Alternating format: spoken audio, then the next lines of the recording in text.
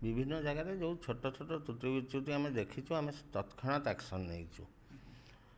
ଏହା ପୂର୍ବରୁ ଅନେକ ଗୁଡ଼ା 2ଟା ପରୀକ୍ଷାରେ ଆକ୍ସନ୍ ହେଇଥିଲା। ଗତକାଲି ଯେଉଁ ଆମ ଅନ୍ନପୂର୍ଣ୍ଣା ବିଦ୍ୟାପୀଠ 4 ଛକ ସେ ବିଦ୍ୟାଳୟରେ ଆମର ଯେଉଁ ସ୍କ୍ୱାଡ଼ ଯାଇଥିଲେ, ଏଡ଼ିଓ ମମତା ମିଶ୍ର, ସେ ଗୋଟିଏ ଝିଅର ଇନର୍ ଗାର୍ମେଣ୍ଟସରୁ ଗୋଟାଏ ମୋବାଇଲ୍ ଫୋନ୍ ପାଇଲେ, ଯଦିଓ ସ୍ମାର୍ଟଫୋନ୍ ନୁହଁ, ମୋବାଇଲ୍ ଫୋନ୍ଟା ସେ ରଖିଥିଲା।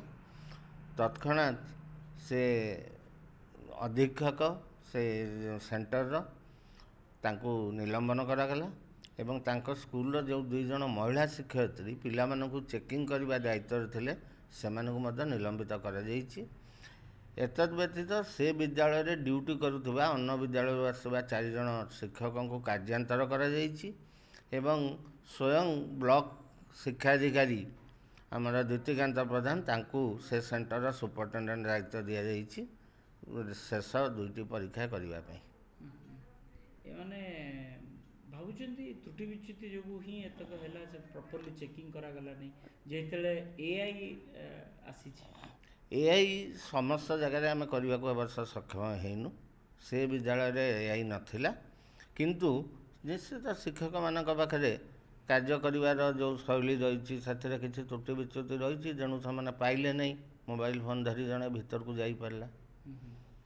ଏବେ ସେମାନଙ୍କୁ ନିଲମ୍ବିତ ପୁରା ଆଦେଶ କରିଦିଆ, ନିଲମ୍ବନ ଆଦେଶ ଦିଆଯାଇଛି ଏବଂ ତାଙ୍କର ସେଣ୍ଟର ହେଡ଼କ୍ୱାର୍ଟର ଫିକ୍ସ କରାଯାଇଛି ବ୍ଲକ ଏଜୁକେସନ୍ ଅଫିସରେ ଏବଂ ଶୋକଜ ମଧ୍ୟ କରାଯାଇଛି। ସେମାନଙ୍କ ଶୋକଜ ଆସିଲା ପରେ ପରବର୍ତ୍ତୀ କାର୍ଯ୍ୟାନୁଷ୍ଠାନ ଗ୍ରହଣ କରାଯିବ। ସାର୍, ଏବେ ଆଗକୁ ଯେଉଁ ପରୀକ୍ଷା ଗୁଡ଼ିକ ରହିଛି ପୁରୀ ଜିଲ୍ଲାରେ କେତେ ପାଖାପାଖି ସେଣ୍ଟର ଅଛି ଏବଂ କିଭଳି ଭାବେ କାର୍ଯ୍ୟାନୁଷ୍ଠାନ ନିଆଯିବ? ଯଦି ପୁରୀରେ 115 ସେଣ୍ଟର, 22,000 ପାଖାପାଖି ପିଲା ପରୀକ୍ଷା ଦେଉଛନ୍ତି।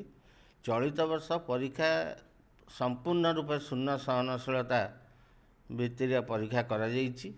ରାତିରେ ମଧ୍ୟ ଆମେମାନେ ବୁଲିଛୁ, ଯେଉଁ ନୋଡାଲ ସେଣ୍ଟର କୋଶ୍ଚେନ୍ର ଠିକ୍ ଅଛି କି ନାହିଁ, କୋଶ୍ଚେନ୍ରେ କିଛି ଅସୁବିଧା ଅଛି କି ନାହିଁ, ଏବଂ ଯାହା ଅନ୍ୟମାନେ କୁହନ୍ତି ଯେ କେତେ ତ୍ରୁଟି ଶୂନ୍ୟ ହେବ ଯେତେବେଳେ ଏମିତି ଗୋଟେ କଥା ଆସିଲା। ଆମର ପୁରୀ ଜିଲ୍ଲାରେ 99% ପରୀକ୍ଷା ଠିକ୍ ରହିଛି। ତେଣୁ ସାମାନ୍ୟ କେଉଁଠି ତ୍ରୁଟି ବିଚ୍ୟୁତି ଏଇଠି ଆ ପୂର୍ବରୁ ଆମେ କାର୍ଯ୍ୟାନୁଷ୍ଠାନ ଗ୍ରହଣ କରିଥିଲୁ। ଅନ୍ୟ 2ଟି ବିଦ୍ୟାଳୟରେ ଶିକ୍ଷକମାନେ ତାଙ୍କର ଫୋନ୍ ରଖିଥିଲେ ବୋଲି ତାଙ୍କ ବିରୁଦ୍ଧରେ କାର୍ଯ୍ୟାନୁଷ୍ଠାନ ଗ୍ରହଣ କରିଥିଲୁ। ଗୋଟିଏ ନୋଡାଲ ସେଣ୍ଟରରେ ଜଣେ ଅବଜର୍ଭର ନିର୍ଦ୍ଦେଶ ପାଇଲା ପରେ ଯାଇନଥିଲା, ତାକୁ ମଧ୍ୟ ନିଲମ୍ବନ କରାଯାଇଥିଲା। ଆମର ଏଠିକୁ ବେଶୀ ତ୍ରୁଟି ବିଚ୍ୟୁତି ନାହିଁ ଏବଂ ଅତି ସୁନ୍ଦର ଭାବରେ ପରୀକ୍ଷା ହେଉଛି।